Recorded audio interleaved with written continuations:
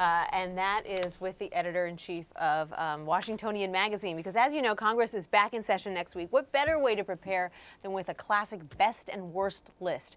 Washingtonian magazine polled those who know their members best, their top aides, on everything from who's the best dresser to who's the king or queen of earmarks. You're taking a look at the article there. And editor Garrett Graff joins me now with some of the highlights. Hi, Garrett. Pleasure to be here. We're so glad to have you. And Jill, because she covers Congress, is here as well. We see these people day in and day out. Tell us what some of the best and worst were that stood out to you. Well, this is a poll that we do every 2 years and have for quite a long time. And we ask, as you said, the aides to tell us sort of what they see behind the scenes, sort of who do they like, who do they not like. And it's always a funny mix for us of rising stars and the hottest and all of that. What was particularly funny, I think, in this iteration this fall was in both the House and the Senate, the person who topped the rising star list was also the one who topped the gym rat list, sort of the person who most works out in the House or the Senate gym. So in the Senate you had John. Looks do play an important role, but maybe it also says something about how dedicated they are, how hard they're willing to work. You had John Thune doing very, very well in the Senate, and you had Paul Ryan, the congressman from Wisconsin, doing very well on the House.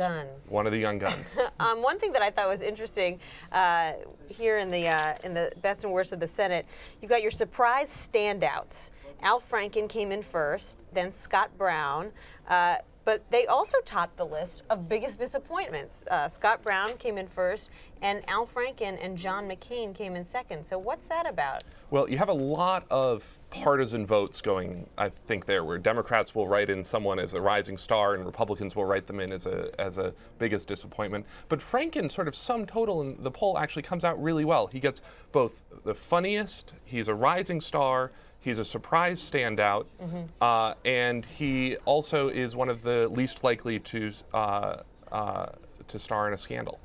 Oh, well, that's always good. Yes. Franken's had a chance to really shine, though, because there's been a Supreme Court confirmation hearing since he was elected, and he's been able to show, in the hours and hours of hearings with that, he's been able to show that he can ask serious questions and that he can probe when he needs to, and has not just impressed a funny guy. Who else comes off well in this poll, or badly?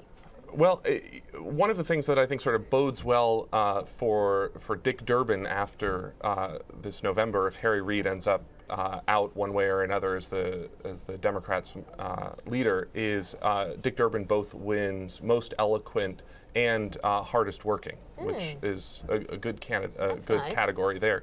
On the House and he's side, the number 2 in the Senate right now, so he's kind of in the pole position. And then on the House side, Arizona voters should be very happy. Jeff Flake comes out as both least likely to star in a scandal and one of the lobbyists' biggest enemies. So if that's your congressman, you should be pretty proud of that. Yeah, and actually, this is a great year to be anti-earmarks, which is what he is, right? So he comes off well there.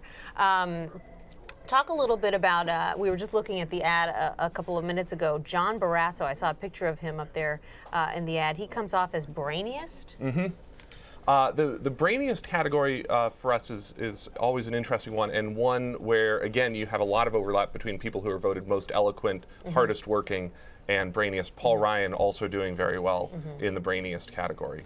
Now, who doesn't come off very well? Well, there are sort of a couple of funny ones. Roland Burris, who took over Obama's seat in the Blagojevich debacle that was that reappointment, he comes off as the most clueless. That was a bipartisan vote. Oh dear. He doesn't have a lot of time to fix that. No, he doesn't. So he might go out with that as his moniker.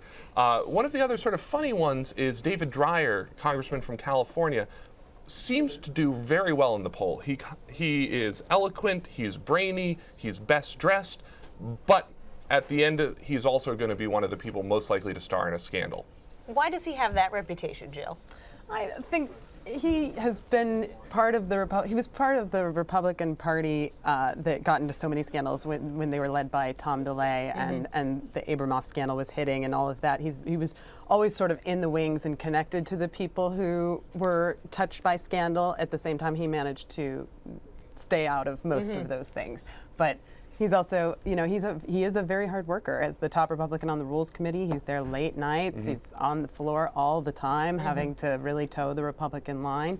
So it could be that maybe he's learned it being there on those late nights. Very visible. Yes, exactly. Okay, so John Boehner, the House Minority Leader, is in the news a lot right now. How did he do? He does not do very well. He does very well in the lobbyist best friend category, which particularly this year is probably not a category you want to be winning in this election year, and also comes off, not unsurprisingly, as one of the most partisan. But beyond that, he also comes across as one of the biggest partiers in the House, sort of the people who like to go out and have a good time on the town. Got it. Is that a good thing or a bad thing for your image when you're in the House? I think right now, when Republicans are really trying to make a good impression, as they can taste they can taste taking back the House right now.